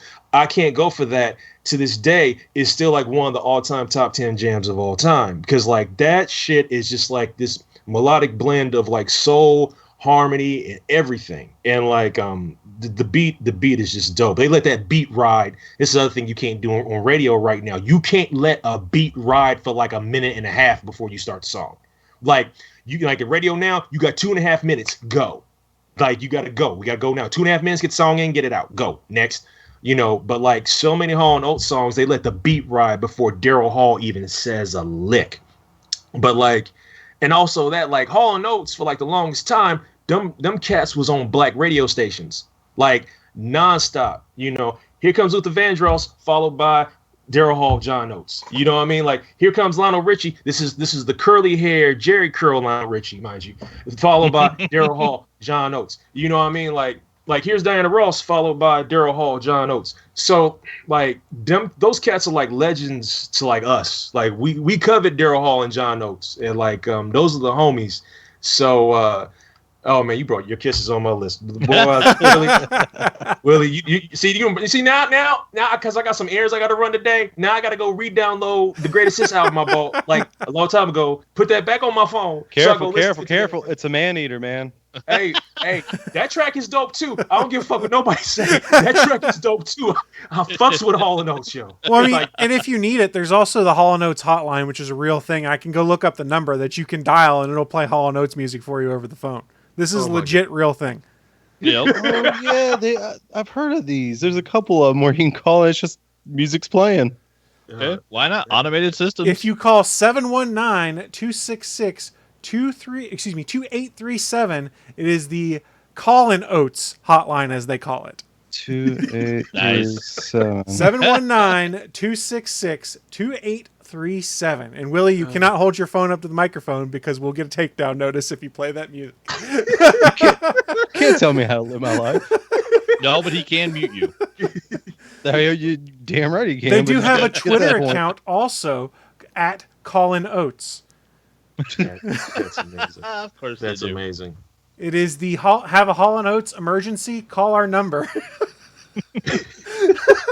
Damn, where has this been all my life? I'm happy. It's been waiting for you. Yeah. Yep. Whoever made that, bless you. And It's amazing when we yeah. get some fun stuff like that. All right, I'll go with my news because it's less fun. We had a fun moment here. We know the Marvel's Avengers game is coming out for PlayStation 4/5, Xbox, both generations, PC, Google Stadia, etc. We've talked about our impressions from playing the beta. I've talked about my concerns that Spider-Man is not going to be on the Xbox or the PC, only on the PlayStation. I did say that after the beta, I would make my decision as to whether I would keep my pre-order. Full disclosure, I decided not to keep my pre-order. I'm starting to feel better about not having kept my pre-order as more information comes out. So they did announce that there is no paid DLC for Marvel's Avengers game. That's awesome. And they announced all these new characters and stuff that are going to be coming out, like Hawkeye, Spider-Man. If you dig into the code, you've seen there's Captain Marvel coming and a variety of other folks. But if you want to unlock all of the costumes and cool stuff for those characters outside the core ones embedded in the game, you pay $10 per character to do that. Now you see how they're going to make their money. Through their battle pass, let me see. To get the cosmetics associated with these characters, they'll have to be unlocked via a purchasable battle pass. This is according to pushsquarenews.com. Titled Hero Challenge Cards, completing daily and weekly challenges will level up and unlock new items associated with the character. That's standard stuff for this progression, but for all of the characters outside the base game, you have to pay to unlock that capability with in-game points and in-game purchasing. For 1,000 credits, that's basically $10 it costs. And I kind of looked at that and went, well, yes, you're still doing free DLC. Yes, the gameplay, I still get it all unlocked. But if I want to have the cool, Warbird skin for Captain Marvel when it comes out or something like that, I gotta pay $10. And then if I want the Spider-Man 2099 skin, which you know they'll make for Spider-Man, I gotta pay $10 per character. And if you look at the code as they've broken it down, there's potentially 15 different characters that they have found code mentions of in the base code for this game. If you want all of those, that's $150 to unlock all of these skins and customizations for those characters. I get that microtransactions is how you can make little money after the fact, especially in a living game. I don't know that this is the right way to do it, is to make it so that for me to unlock any of it, I've got to have the character pass, or I'm getting the terminology wrong. The Hero Challenge Card, I believe is what it's called. Yeah. I'm really glad I canceled my pre-order at this point because, yeah, the base game could be fun, but the living game after that, as they add more and more stuff to it, I'm going to be paying more and more and more. And like Shawn's holding up on screen, just a sticky note that says no. Yeah, this crosses the line from just be like, yeah, they need to make their money, until just being, yeah, this is just greedy. Yeah, that's just grubby. Yeah. I read that article, I canceled my pre-order. Up until then, I was good. I enjoyed Kamala. I liked Hulk. A couple of characters in the beta were clunky, but like some of them were really fun. Like playing as Kamala Khan was fucking awesome. Like I did not expect that. The way they did the stretchy fighting in the game was super cool. Some of the other characters are clunky, but I was like, it's beta. Those characters will probably be smoothed out a little bit more by the time the game launches. And then, I read this article. I was like, oh, no, fuck you. I'm done. This is Battlefront 2-ish, like where you can get these credits in-game by doing things with the 6 characters you have. But it's going to take so damn long to unlock $10 worth of credits to then unlock everything you can customize in Spider-Man or random character X name here. It rubs me the wrong way. And I already had my reservations on this game. Like I said, I'd already canceled my pre-order. But if I hadn't, this would have pushed me over the edge, I think. And I'm curious how many other fans out there are going to eventually be like, what the hell? I'm already paying $60 just for the base edition. They could be paying $80 for the collectors or whatever the other boxed versions are. But you want me to keep paying more and more? Nah. I wonder how many people are going to start going the route that I was. I'm going to wait a year until this is $20 on sale at GameStop, and then I'll pick it up, play the campaign, and I'm done with it. Yeah. There you go. Yeah.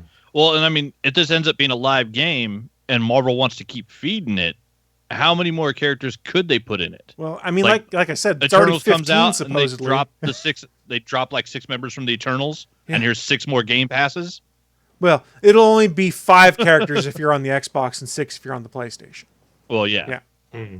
Because that was already annoying enough. But look, I understand living games like this, you got to find a way to make your money. But generally it's through like battle passes and stuff like that. Not necessarily through, if you want any chance of unlocking cool customizable stuff for this, pay your $10. like if they did that on Fall Guys, I'd be pissed off, and I got that game for free. Well, and like an overall battle pass is one thing. Like Apex is a free game. I pay $10 for each battle pass.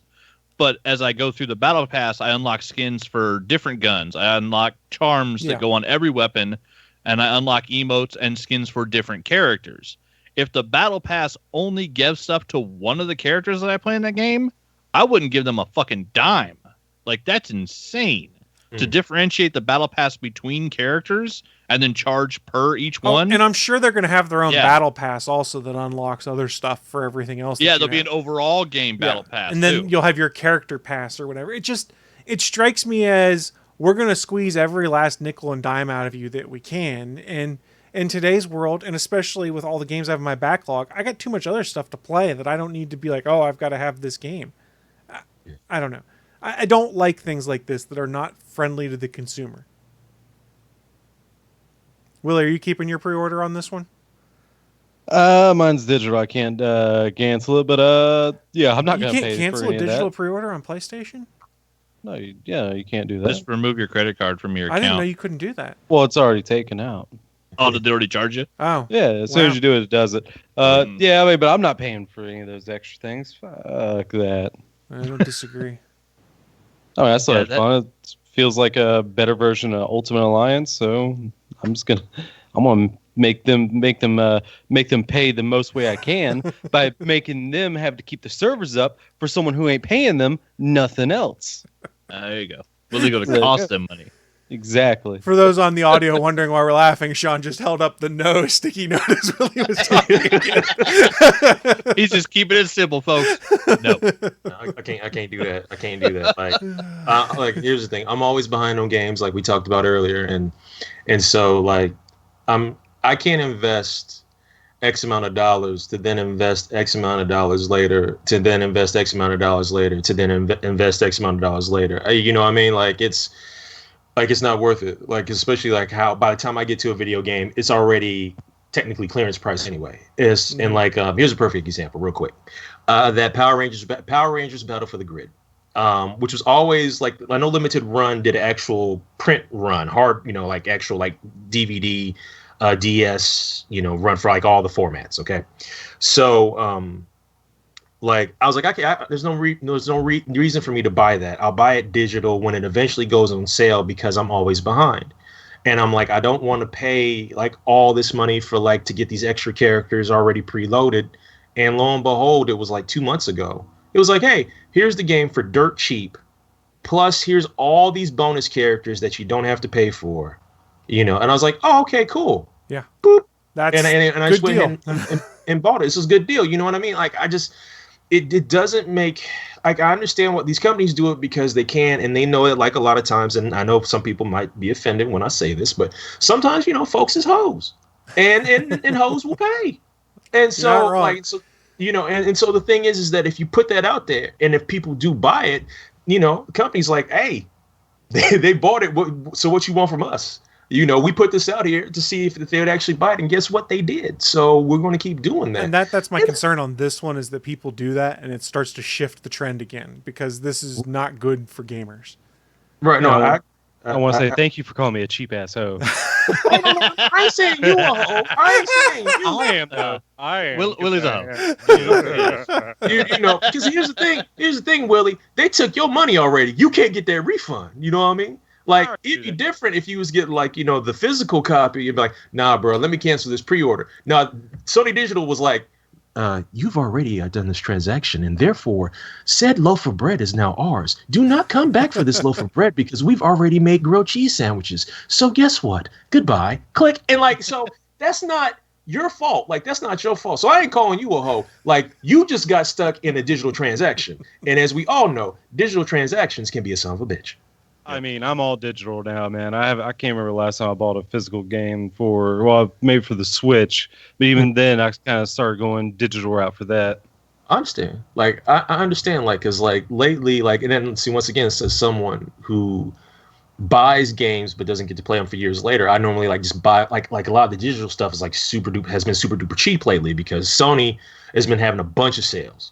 And so, like, because, like, when you're with part of that PlayStation Plus or, like, the Xbox Game Pass or Game Pass Ultimate, you still get those free games every month. I'm like, okay, cool. Let me get this free stuff.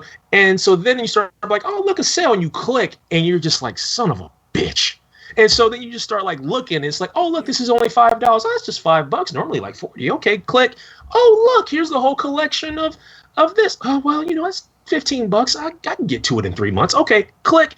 And then before you know it, you've bought like $400 worth of games for like $55, and you're just like, no, that was good. We did good things today. We saved a lot of money. We saved a lot of money, and it's like, Shawn, by the time you get to those, you could have bought all those games for $5, right? And I'm just like, you know what, internal me, shut the fuck up.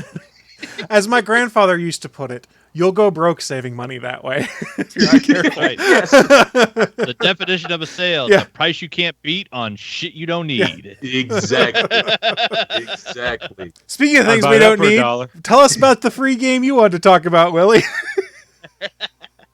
You mean the free game that is the most downloaded game on the PlayStation Network under PS Plus? Fall Guys? That game, Willie. Yay! That was my news. That is the most downloadable PlayStation Plus game that has ever been, and it's still going. They put out stuff for Season 2, but that isn't starting till October, sadly.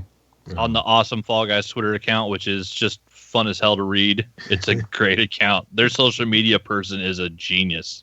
So you guys talking about this and me having watched people on Twitch had me pony up for PlayStation Plus for a year because I found it on sale for $30 for your PS Plus. So I got Fall Guys and I started playing it, and I also got Modern Warfare because it was free, because I'll play it at some point in time. But yeah, it's really fun. You guys were 100% right. Like, it looked like it would be fun. I thought about buying it on the computer, but my computer is kind of a piece of crap when it comes to video gaming. And I went, I can get PS Plus for a year, get a bunch of free games to play in the interim. Let's just do this. And then I've been enjoying it. I haven't played near as much as you guys. I know you guys have both won a round. I haven't done that yet. I've only made it to the final round like twice now, I think. I've only won one round. Willie's won like 20 some odd. It's ridiculous. Like yesterday, my second day ever of streaming Fall Guys, I got my first win. Nice.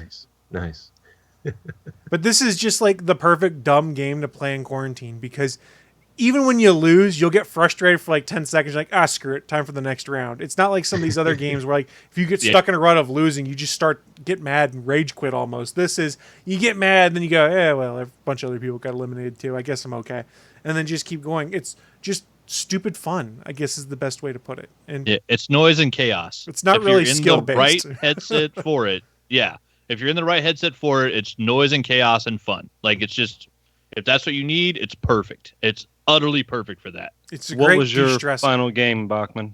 Fall Mountain. I got to grab the crown. Jumped off the edge, grab me a crown. It's always a nice feeling. Have you had a chance to play this one, Shawn, or are you familiar with Fall Guys? I'm familiar with it. I've seen videos. Okay. I've seen videos of people playing it, and I'm just like, what kind of controlled chaos is this? That's exactly what it is. It's just chaos. Fun.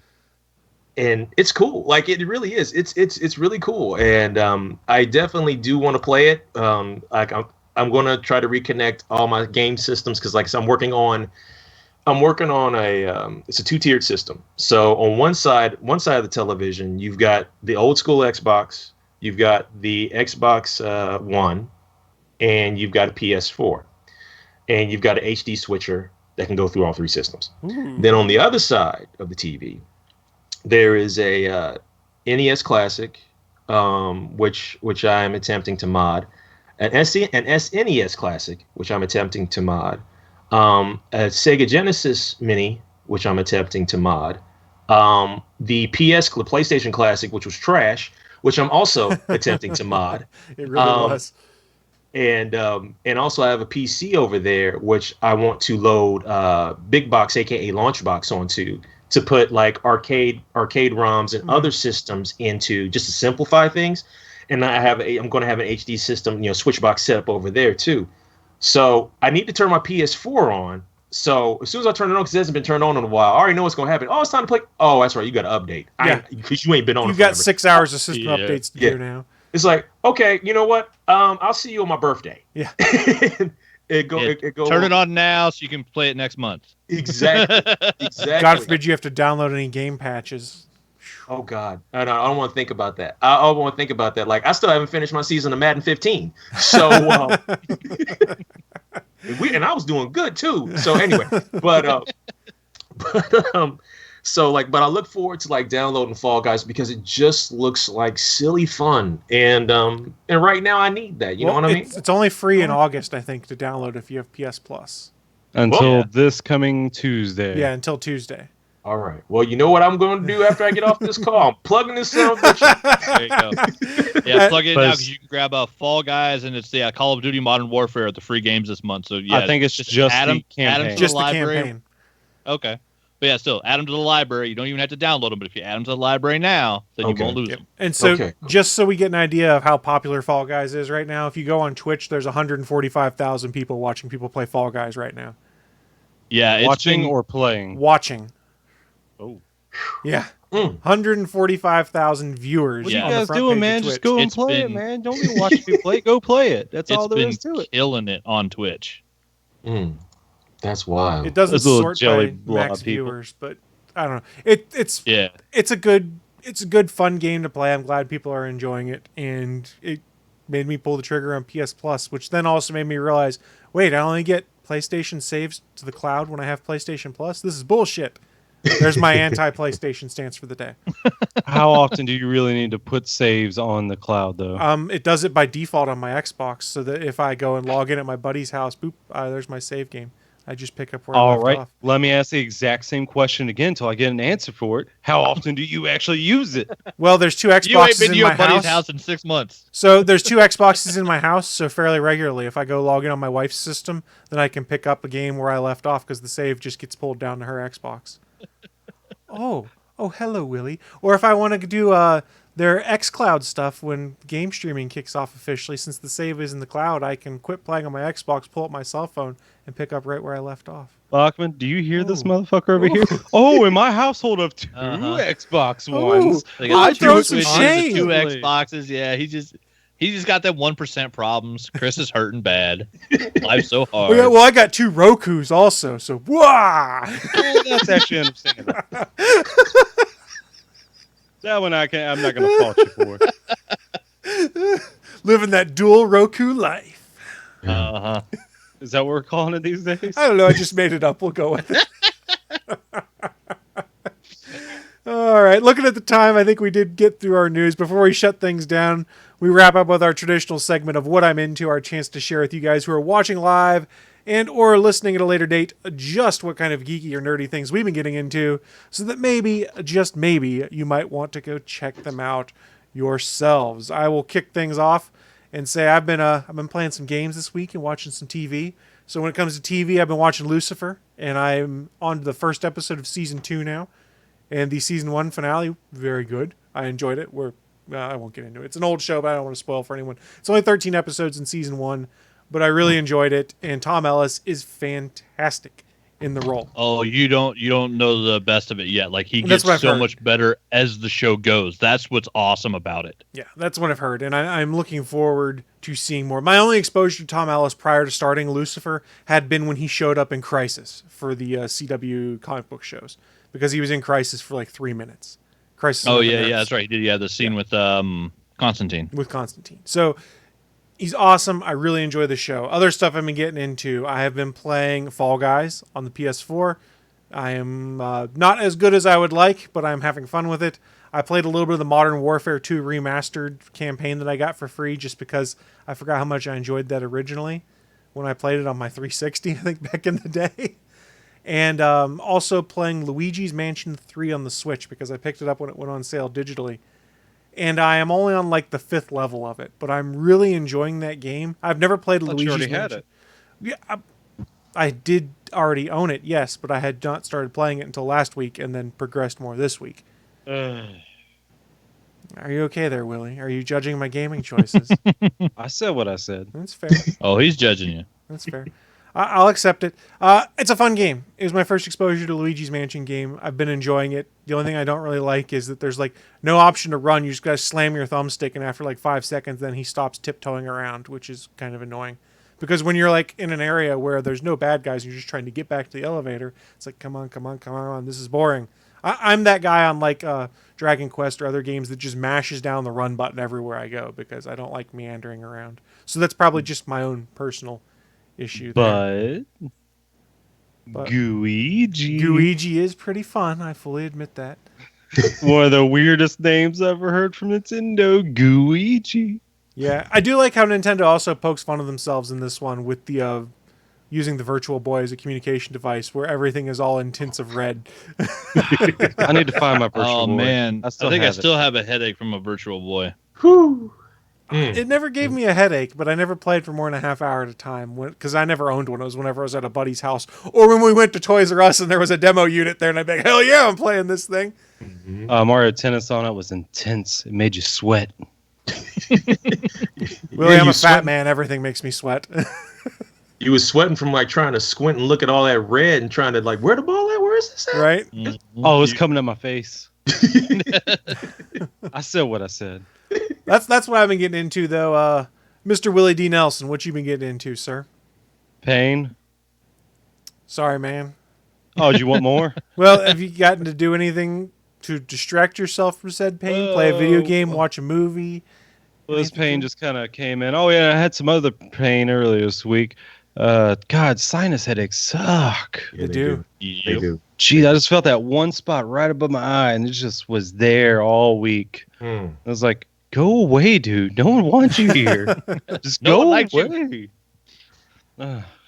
But yeah, so I've just been watching a lot of YouTube. That's pretty much it. I've been meaning to and failing at it, but hopefully this week I'll get to it. I think the show is called Lovecraft. Is that right? On HBO? Lovecraft County, I think is what it is. Lovecraft County. Love Country or Lovecraft Country, I believe. Hold on, let me double check. Yeah, there's a Google machine here. I need to start watching. I know of it. I know Lovecraft Country, according to this.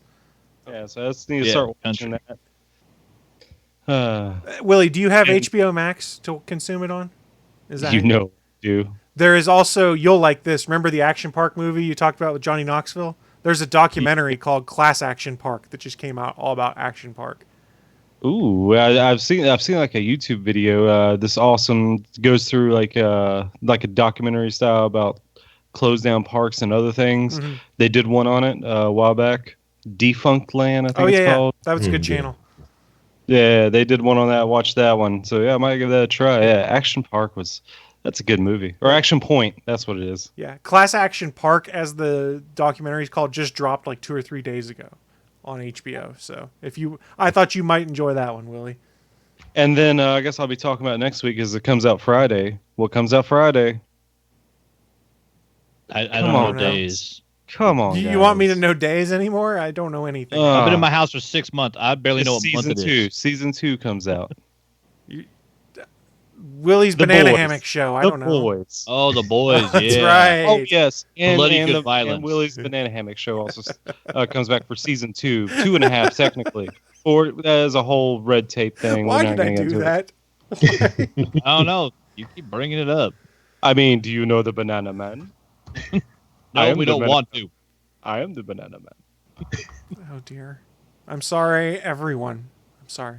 What I have done here is unacceptable, and I apologize. You're welcome. But yeah, let's just end it on that one for me. Yeah. Bachman, how about yourself? Playing Apex, getting through the season 6 stuff. Got to play Rampart finally the other day. First couple of days we were in the new season. My teammates were playing her, so I was like, no, I'll just leave it. I'll wait. So yesterday went like full out and played like 3 hours of her and got my first win with Rampart. She's a great character. She's so much fun. If you can get set up ahead of time to fight back, like the mini turret with Sheila is fantastic. If you can't get set up ahead of time and people are plinking at you, it sucks because they can instantly destroy your cover. But yeah, it's been a super fun season on that. I think I'm already like 15 or some odd 20 levels into the battle pass on that one. Doing a little bit of Fall Guys. I got up to level 14. Like I said, I was streaming yesterday. Got lucky. Second time streaming it. Got my first win. So yeah, having a blast playing that. Yeah, when you're in the right mood for it, it's noise and chaos and fun. Such a great game. After our conversation with David last week, it got me thinking about something, and I realized there was some reading I needed to do. So I got me an order in from Amazon the other day. Ooh. And this one's going to take a while because this is the complete collection of the Bomb Oz books in paperback. Ooh, And yes. this motherfucker is heavy. It's like 20 pounds. Like, that's going to take a while. I was like, man, I never read any of them past the first one. Like, how have I never read all the other Oz stories? It's like, all right, I need to go pick that one up.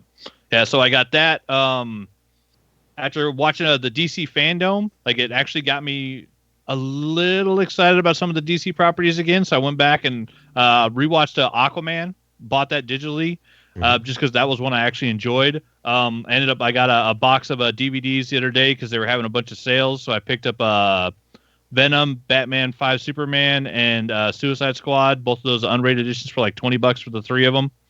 So rewatched Batman Superman last night, and I talked about it in the pre-show. Like, figured out what's really wrong with it is that Snyder's Superman is stupid, and that's why the heart is missing. No, the actual character is dumb. We discussed it. Willie, you missed it. I'll prove it to you later. Don't agree. But then I also watched a really good movie this week, because also on this Friday was a sequel, 30 years in the making, that a whole lot of us have been waiting for. And I actually stayed up late Thursday night and watched Bill and Ted Face the Music. How was that? It's goddamn good. It's so full of heart. Yeah. It's like, I cried at the end of it. Like, it's perfect.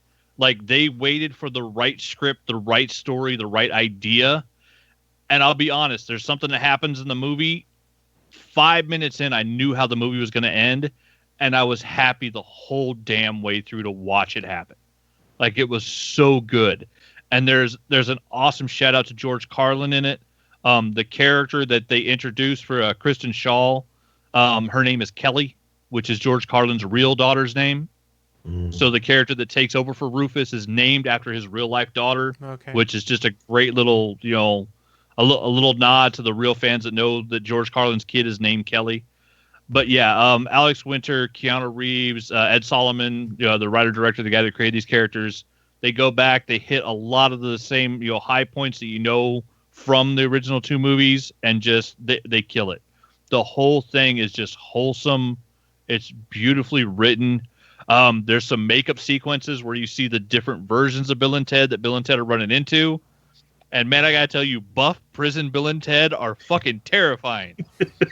Man, 300-pound Keanu Reeves covered in tattoos with a mohawk. Scary as shit. Keanu Reeves just being Keanu Reeves is scary as shit. Exactly. So yeah. Imagine him 300 pounds and like a couple years in prison covered in tats. Like, it's fucking terrifying. But yeah, it's just the whole movie. It's like a big goddamn hug. Like, it's so full of heart. It's so wholesome. And it was fun. Like, it's really interesting. And the funny thing was they had Kid Cudi in it. And, like, he's there to explain astrophysics, like, fucking DeGrasse Tyson style. It's hilarious because the only, like, you never really see Kid Cudi do music. You just see him, like, try to describe the different theories of time travel. And so to have him brought in for just that was hilarious. And then, yeah, the stuff they do with the historical characters and the daughters is just so good. And the actresses that play the daughters are amazing. But yeah, if you got any enjoyment from the first two movies, go watch the new one. It's fantastic. It's super fun. And yeah, I really enjoyed it. Nice. Yeah, I think, that's pretty much it. Yeah, Bill and Ted Face the Music. It's so fun. It's worth watching. Well, Shawn, wrap things up for us. Aside from trying to, running a successful Kickstarter project, what you've been getting into? Well, I've been getting into, and we kind of talked about it pre-show, and we talked about it during this episode, buying older video games because I want to just catch up and play stuff I always wanted to play as I prepare for, many of us prepare for this new Xbox launching. Because the new Xbox is supposedly compatible with tons of Xbox and Xbox 360 games. So I got some Xbox 360 games in the waiting. I got Need for Speed Hot Pursuit. Yeah, Need for Speed Hot Pursuit. Let's see a shiny card. Okay. I got Stuntman Ignition. I like games with cars, baby. I ain't gonna lie. I like games with cars. That's a fun one. A game that I played a long time ago at a friend's house. It was actually a lot of fun, even though the movie is so-so. G.I. Joe Rise of Cobra. This game is actually a lot of fun. For real. It's a lot of fun. Also, because I love the Fast and Furious franchise, I could not pass on Fast and Furious Showdown. Nice. So then on PS2, because like I said, my father gave me his PS2. I want to play some old school baseball. Got baseball MVP 2003. Old school basketball NBA 09 on the inside. So I could play with some old school cats. Soul Calibur 2. I've never played any of the Soul Calibur games before. Oh wow! All right. Hiachi. Oh, Killick. You. Okay, My boy cool. Killick.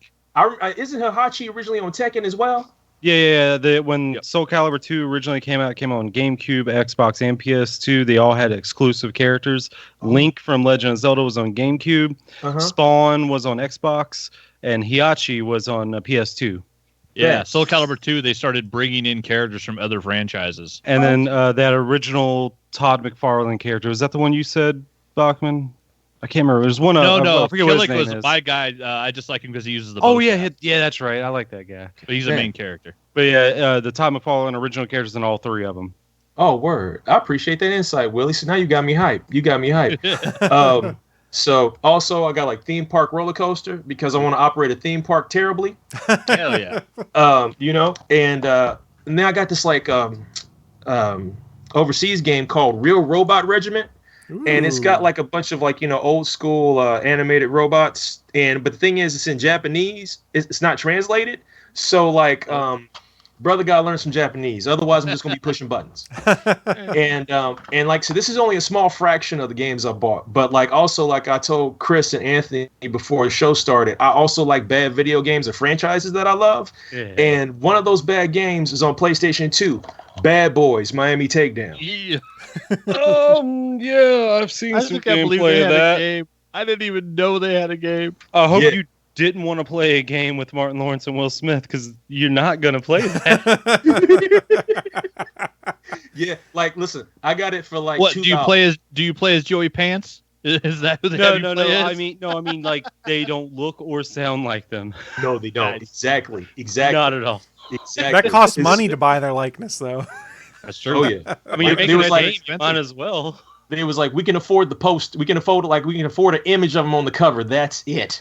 Like, fuck it, go. So that was 60% of the budget right there. Yeah, exactly. So, but like the game is awful, but like I love it because like there's some bad games that like I just get a joy out of playing, and that was one of them from back in the day. So, and that's only access just a fraction of some of the games I bought. Like that's really all I've really had time for because I've just been so busy. And trust me, I could pull out more, but we'll be here for 3 hours. And there is one I want to go back to. Okay.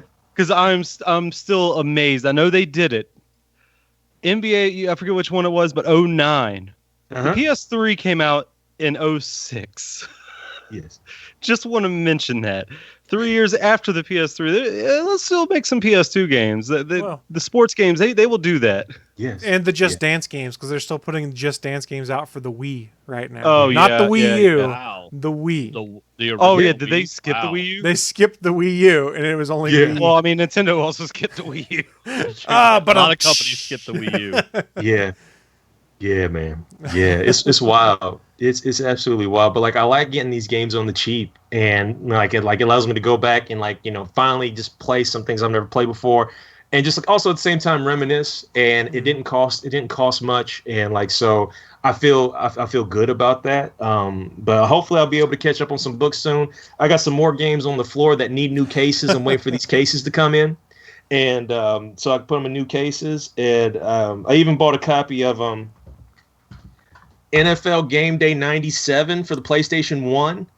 Whoa. Like, there was a period of time where NFL Game Day was better than Madden. I don't care what anybody says. NFL Game Day was the shit. Like, NFL games were the best when other companies had rights to make them. Madden got boring the moment they got scared at NFL 2K5, which I also have a copy of back Which is a great game. They got greedy. They got super greedy. It's like, oh, you like these features? Well, we're going to take them out till a couple years later. We'll put them back in, act like they're all new. That's what we're going to do for you guys because that's what we like you, and we like your money. Well, I'm sorry, we don't like you. We like your money. It's Electronic Arts, Willie. Come on, we know. Yeah. No. Like NFL 2K5 changed everything because that scared Electronic Arts. because like NFL 2K5 was $20. It was made by 2K Sports, and they was like, we're gonna have the best football game out here, and we're gonna prove it to you because we're only gonna sell this for $20. And let me tell you something, NFL 2K5 is still fire, like to this day. To this day. And yeah, 2K finally is going to be able to make NFL games again, but they can't make them like, they're not going to be like regular football games. So I wouldn't be surprised if it's like an NFL Blitz style game. NFL, like a version of NBA Streets, NFL Blitz kind of thing. Although Madden's doing that this year in Madden, something they called the Yard, I guess, which is supposed to be like backyard football that's Blitz-esque. Oh, I don't know. The one that you said that was only $20. The one you said was only $20 back with 05. That was one that the last like other NFL. Yes, because then they got the exclusive rights because they were scared. Because they knew that was going to be the last one too, didn't they? It was like it was like in the replacements. No, you guys don't have it tomorrow. They didn't know until 2K dropped that game for $20, and a lot of people went, "Man, there's a lot of cool gameplay, things that Madden's not doing." First person mode. And then EA kind of went, "Huh.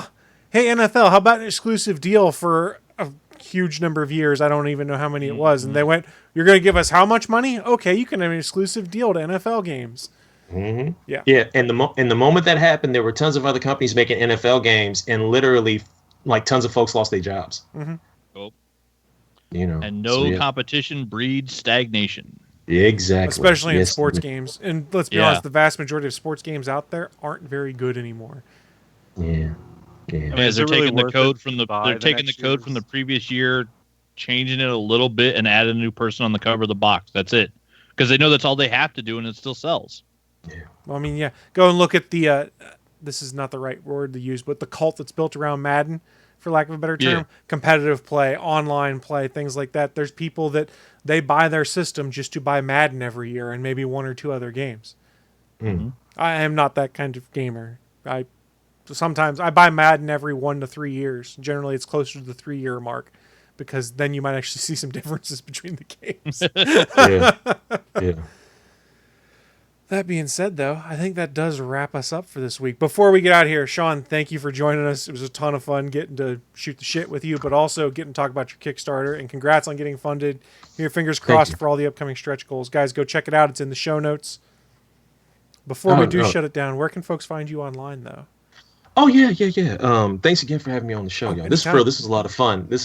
Like being able to like reminisce and talk about like old school stuff. Like, if you ever want me to come back and tell y'all some Toys R Us stories, I will tell you. Oh, I think we need to just have a Toys R Us story show. I think we just have Shawn on weekly. I'm good with that. You can find me on Twitter at Shawn SHAWN letter R Pryor PRYOR at Shawn R Pryor on Twitter.